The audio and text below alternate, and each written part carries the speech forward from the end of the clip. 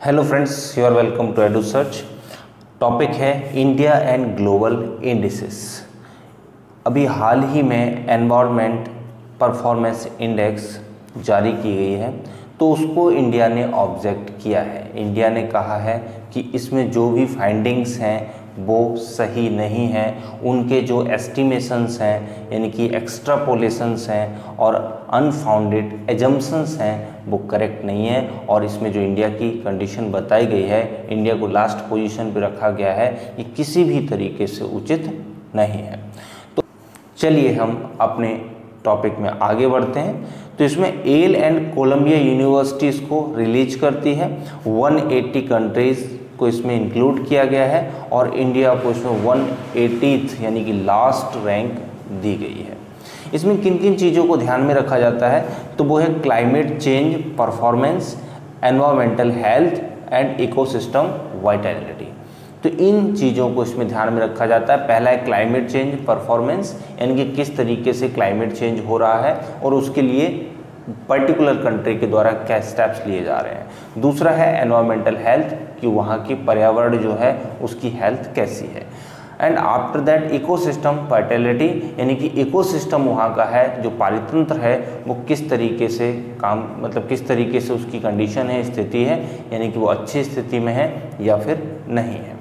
अब ये total 11 categories को इसमें इंक्लूड किया जाता है। इशू कैटेगरीज जो है वो टोटल 11 है और उसमें से 40 परफॉर्मेंस इंडिकेटर्स हैं। ठीक है, इंडिकेटर्स कितने 40 हैं। इसमें इन्हीं इंडिकेटर्स के हिसाब से देखा जाता है कि भाई किस तरीके से कोई कंट्री परफॉर्म कर रहा है। तो इंडिया के बारे में इसमें बताया गया है कि इंडिया का परफॉर्मेंस सबसे खराब है। इंडियाज़ ऑब्जेक्शंस, अब इंडिया ने बोला है, इंडिया ने जो सफाई दी है अपने पक्ष में और या फिर बोला है कि भाई ये इंडेक्स जो है वो सही क्यों नहीं है।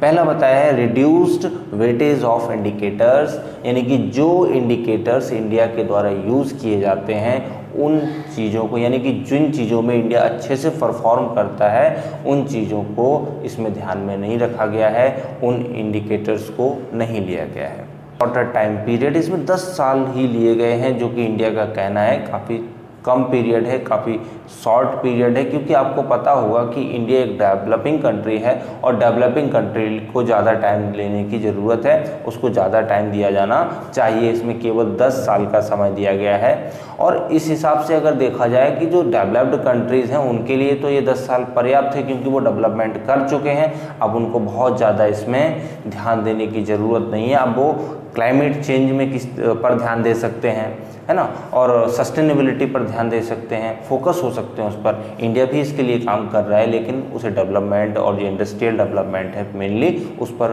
फोकस करने की ज़रूरत है। तो इंडिया का ये भी कहना है। और इसमें जो इंडिकेटर्स हैं जैसे कि रिन्यूएबल एनर्जी है, एनर्जी एफिशिएंसी है, वेस्ट जनरेशन पर कैपिटा है, इन चीज़ों को भी इसमें इंक्लूड नहीं किया गया है। तो इंडिया ने यहाँ पर भी ऑब्जेक्ट किया है।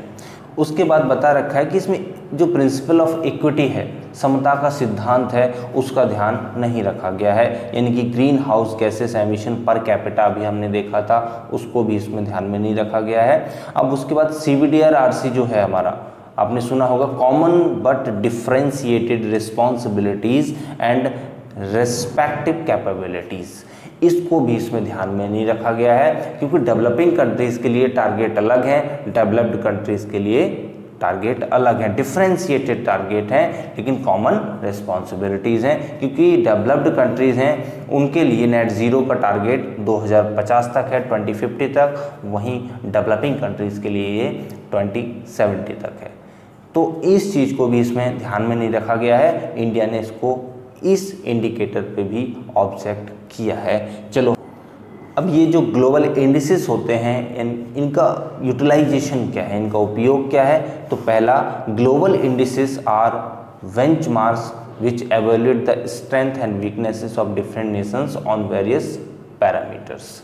तो वेरियस पैरामीटर्स वो आपका economic parameter, environmental parameter, socio cultural, governance related या कोई भी इस तरीके का पैरामीटर हो सकता है, जिनके पॉजिटिव्स और नेगेटिव्स, अच्छाइयों बुराइयों, प्लस और माइनस को बताता है। इंडिसेस के माध्यम से पता चलता है कि भाई कोई पर्टिकुलर कंट्री या रीजन किस तरीके से परफॉर्म कर रहा है। अभी ये एनवायरमेंट वाला हमने देखा, तो एनवायरमेंटल की अगर बात हो रही है तो उसमें इंडेक्स बताती है कि किस तरीके से सस्टेनेबल डेवलपमेंट के लिए, पर्यावरण के लिए कोई पर्टिकुलर कंट्री काम कर रही है। इसी तरीके से जेंडर गैप इंडेक्स होती है, वो जेंडर डिस्क्रिमिनेशन को बताती है और उसमें किस तरीके से उस पर्टिकुलर कंट्री को स्टेप्स लिए जाने चाहिए उसके बारे में भी बताती है। So these indices are released by government agencies, private agencies, educational institutions, NGOs और इंटर गवर्नमेंटल ऑर्गेनाइजेशन और इंस्टीट्यूशंस, तो इनको ये सब रिलीज करते हैं। After that utility of global indices, इनकी यूटिलिटी क्या है, तो यूटिलिटी यहाँ पर बता रखी है होल्डिंग गवर्नमेंट अकाउंटेबल। क्वेश्चन पूछेंगे क्योंकि अब कोई इंडेक्स निकली और उसमें इंडिया की या किसी भी कंट्री की किसी भी इंडिकेटर पे परफॉर्मेंस अच्छी नहीं है, तो फिर क्या उनसे क्वेश्चन पूछा जाएगा। जो अपोजिशन पार्टी है वो क्वेश्चन मार्क लगाएगी, पब्लिक क्वेश्चन मार्क लगाएगी, तो इससे गवर्नमेंट जो है अकाउंटेबल होती है, यानी कि गवर्नमेंट की अकाउंटेबिलिटी बढ़ती है। फ्रीडम ऑफ एक्सप्रेशन, जब लोगों के पास इंफॉर्मेशन होगी तभी वो फ्रीडम ऑफ एक्सप्रेशन का यूज़ कर पाएंगे। आपने, हमारा जो माननीय सुप्रीम कोर्ट है उसने भी ये बात बोली थी कि जब लोगों के पास जानकारी होगी, आरटीआई वाले केस में बोला था कि जब लोगों के पास जानकारी होगी तभी लोग freedom of expression and speech यानी कि आर्टिकल 19 का उपयोग कर पाएंगे।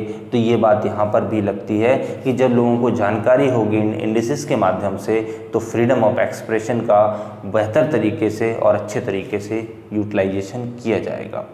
अब उसके बाद क्या दे रखा है, उसके बाद बता रखा है force of reforms. So these indices help in capturing perceptions on institutions, policies and regulations forcing government towards reforms, यानी कि जब पता चलेगा कि किसी भी कंट्री की इस इंडिकेटर पे स्थिति ठीक नहीं है तो वो इसके लिए रिफॉर्म लाएगा और रूल ऑफ लॉ भी इम्प्लीमेंट होगा, कानून का शासन इम्प्लीमेंट होगा और गवर्नमेंट की रिस्पॉन्सिबिलिटी भी बढ़ेगी। अब हम आगे देखते हैं कंट्रोलिंग करप्शन। तो इससे करप्शन पर भी रोक लगती है, क्योंकि जहाँ पे भी करप्शन है तो वहाँ पे कोई भी सेक्टर हो, कोई भी मिनिस्ट्री हो, कोई भी डिपार्टमेंट हो, कहीं पर भी अच्छे से काम नहीं होता है, कहीं पर भी अच्छे से ध्यान नहीं दिया जाता है, जिसकी वजह से होता क्या है कि वहाँ पर हर इंडिकेटर पे वो कंट्री नीचे ही चला जाता है। तो यहाँ पर करप्शन भी कंट्रोल होगा कि जब इंडिसेस बताएंगे कि यहाँ पर करप्शन ज़्यादा है या एनवायरमेंटल प्रॉब्लम ज़्यादा है या किसी और सेक्टर में समस्याएं हैं, तो वो समस्याएं कहीं ना कहीं करप्शन की वजह से हैं और सरकार पर इससे प्रेशर डलेगा और जब सरकार के ऊपर प्रेशर आता है तो सरकार काम करेगी। आगे इसमें issues in India's rating by global indices, तो ये कुछ इंडिसेस दे रखी हैं, इंडिया के इश्यूज दे रखे हैं, इनको रिलीज़ कौन करता है और इंडिया की इनमें पोजीशन क्या है। तो पहली इंटरनेशनल रिलीजियस फ्रीडम रिपोर्ट, ये रिलीज़ की जाती है US commission on international religious freedom के द्वारा। इंडिया की इसमें position in countries of particular concern, तो ये इसमें भी चिंता की स्थिति है इंडिया के लिए। ये भी इंडेक्स है जो रिलीजियस फ्रीडम रिपोर्ट, उसमें भी इंडिया को चिंताग्रस्त स्थिति में दिखाया गया है। तो इंडिया इसको भी ठीक नहीं मानता है। इंडिया कहता है कि इसको अफगानिस्तान, चाइना, नॉर्थ कोरिया और पाकिस्तान के साथ रिलीजियस फ्रीडम के बारे में रखा गया है, तो कहीं ना कहीं ये इंडिया को अंडरमाइन करता है।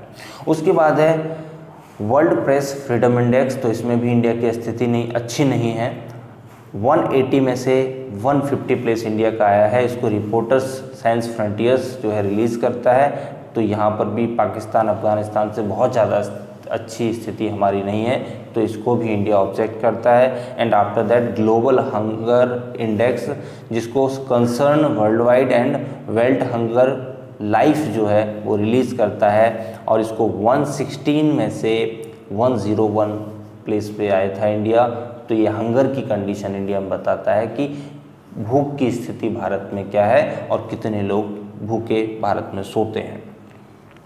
तो ये जो है ये FAO का डेटा यूज़ करता है और इंडिया का ऐसा कहना है कि ये साइंटिफिक मैथडोलॉजी का इस्तेमाल नहीं करता है, ये केवल और केवल ओपिनियन पोल पर बेस्ड है और ओपिनियन पोल गलत भी हो सकता है। उसके बाद डेमोक्रेसी इंडेक्स है, इसको इकोनॉमिक इंटेलिजेंस यूनिट निकालता है। इंडिया को इसमें 46 प्लेस मिला है आउट ऑफ 167। तो इसमें भी इंडिया ने बताया है कि ये जो इंडिया को फ्लॉड डेमोक्रेसीज में रखा गया है, तो ये जो क्लासिफिकेशन है इंडिया का ये ठीक नहीं है। और उसके बाद index of economic freedom heritage foundation निकालता है, प्लेस इसका यहाँ पर आपको 131 आउट ऑफ 184 दे रखा है। तो it ranks India among mostly unfree country, तो इसको मोस्टली अनफ्री कंट्री में रखा गया है, तो ये भी इंडिया के लिए ठीक नहीं है। And after that freedom in the world index which is released by freedom house score 66 out of 100, तो इसको भी इंडिया ने ऑब्जेक्ट किया है क्योंकि ये इंडिया को पार्टली फ्री कैटेगरी में रखता है।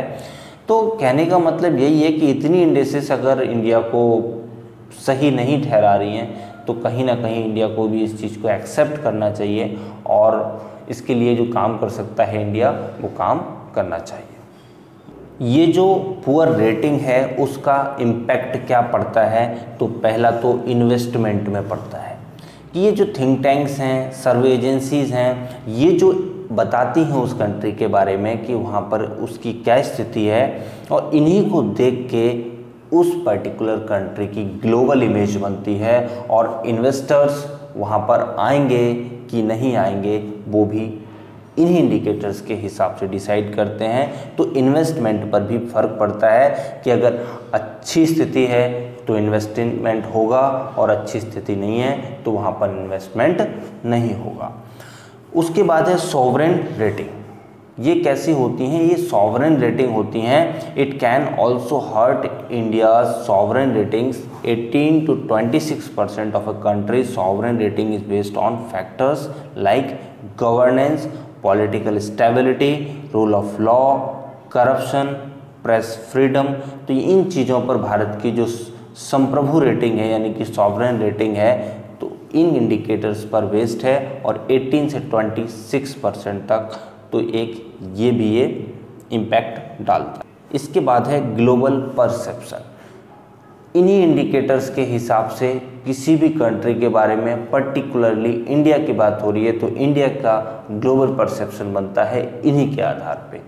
तो इन्हीं के आधार पे लोग डिसाइड करते हैं कि वहाँ पर टूरिज़्म के लिए आएंगे कि नहीं आएंगे, या इंडियन कम्युनिटी कैसी है, ग्लोबल इंडियन कम्युनिटी कैसी है, वहाँ पर उनके मन में भी भारत की छवि इन्हीं इंडिकेटर्स के हिसाब से बनती है। क्योंकि बाहर के लोग यहाँ तो देखते नहीं हैं आके कि कैसा चल रहा है, क्या चल रहा है, वो तो इंडिकेटर्स के आधार पर ही डिसाइड करते हैं कि क्या और कैसे चल रहा है।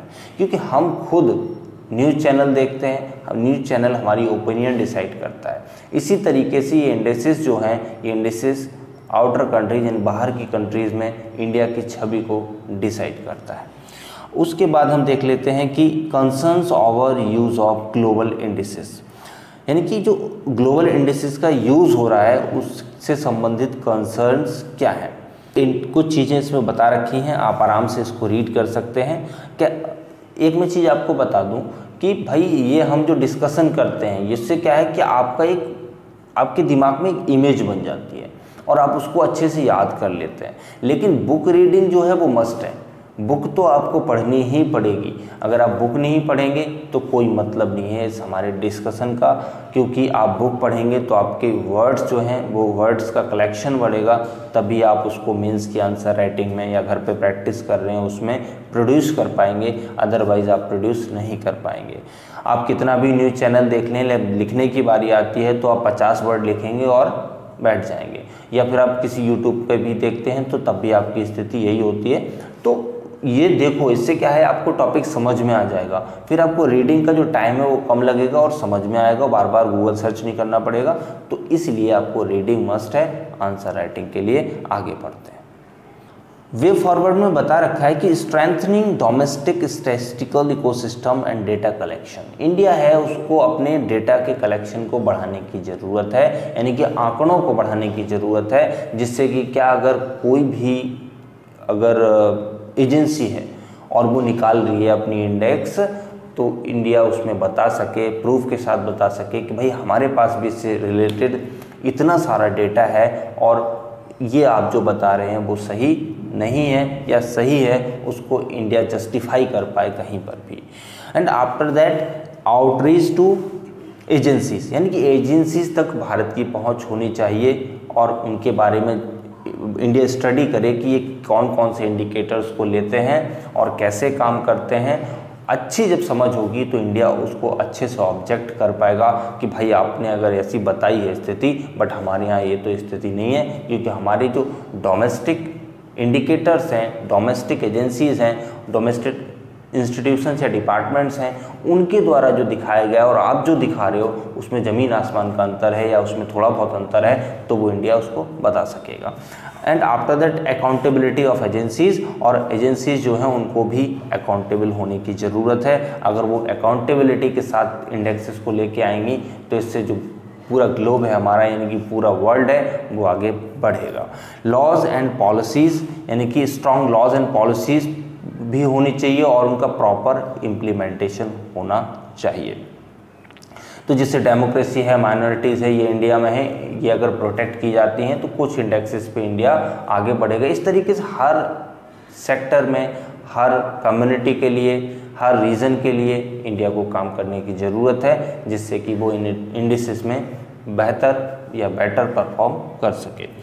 And after that support Indian states. Indian states भी, अब ये कोई भी इंडिकेटर है उनमें इंडियन स्टेट्स भी काम करते हैं, तो इंडियन स्टेट्स को भी सपोर्ट करने की ज़रूरत है कि सेंट्रल गवर्नमेंट उनको सपोर्ट करे, जिससे कि वो अच्छे से काम कर पाएँ। And after that engaging Indian diaspora. Indian diaspora को भी एंगेज करने की ज़रूरत है, इन तक इन्फॉर्मेशन पहुंचाने की ज़रूरत है, जिससे कि वो इंडिया की विजिट पर आएँ और डायरेक्ट ऑब्जर्वेशन करें यहाँ पर आकर, ना कि किसी इंडिसेस पे ही बेस्ड रहें केवल। लोग यहाँ पर आएँ, यहाँ पर देखें माहौल कैसा है, लोग कैसे हैं, संस्कृति कैसी है, सभ्यता कैसी है और पर्यावरण कैसा है।